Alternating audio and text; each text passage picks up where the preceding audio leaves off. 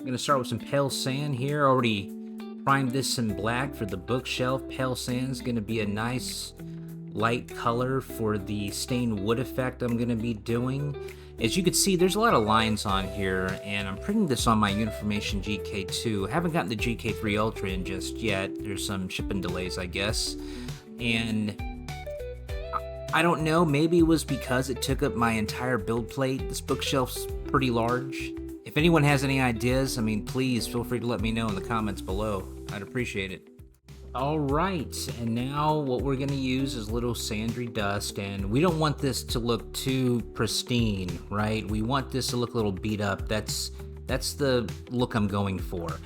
And if you can already tell, hey, how did you paint this thing, this stained wood color? I lost all the footage, of course. I don't know how I did it. I recorded it, and I cannot find it anywhere. But let me tell you how I did it. The only color I used was Vallejo Whole Red. And I put it in my airbrush, and I did nice, smooth strokes with it, spray patterns. And to get those darker colors, as you see that variation, it gives it that wood effect, right? A little more natural. What you want to do is just pass by those spots randomly, and it'll actually make those areas darker. So that's how you do that wood effect. I apologize that I totally missed that. I'll try to do better next time. I thought I captured it, but I thought wrong.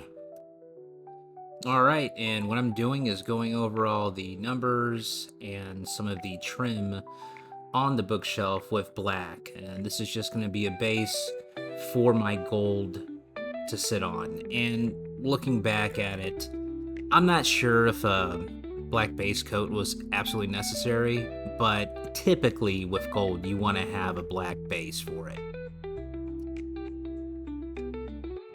Alright, here's one of the bookshelf drawers that I did, and here's the gold I'm going to be using.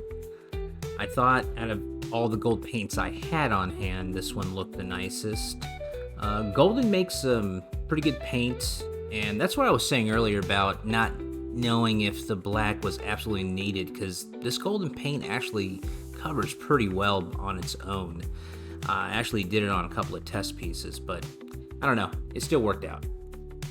And I'm using the same gold paint, doing that for all the numbers, all the trim, everything, just gonna keep it all uniform right there. Like I said, I think this gold complements that wood finish just perfect. And plus, it was the only gold I thought that looked the best, so.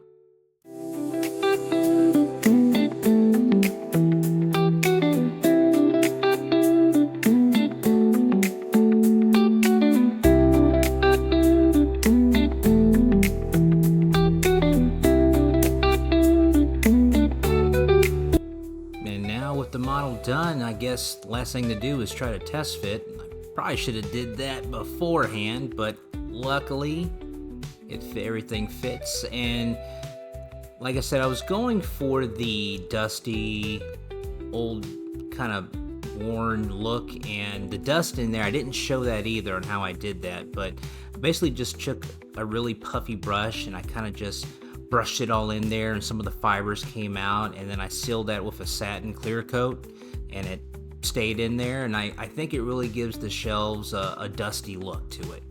I don't know. You guys let me know what you guys think. Alright, that brings us to the end of our video.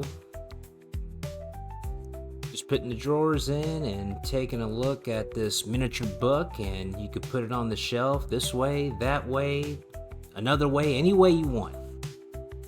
All depends on how you want to display your miniature book in this bookshelf. And I didn't say where I got this bookshelf, but I got it off of Colts 3D. I can't remember the name of the designer. I probably should look that up, but it was like the 8th page or something like that under bookshelves. So if you like the way this looks, if you like those drawers being able to be manipulated, you are definitely gonna have to size it up though, because the default size is depending on how big your miniature books are. But I put the little ruby at the top right there.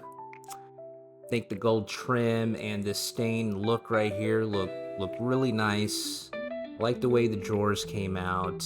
Overall, I'm happy with this project. Wish the print did a little bit better, but you know, maybe I'll do it again with the GK3 Ultra. Alright folks, and thanks for watching for those that did watch the full thing. See you next time.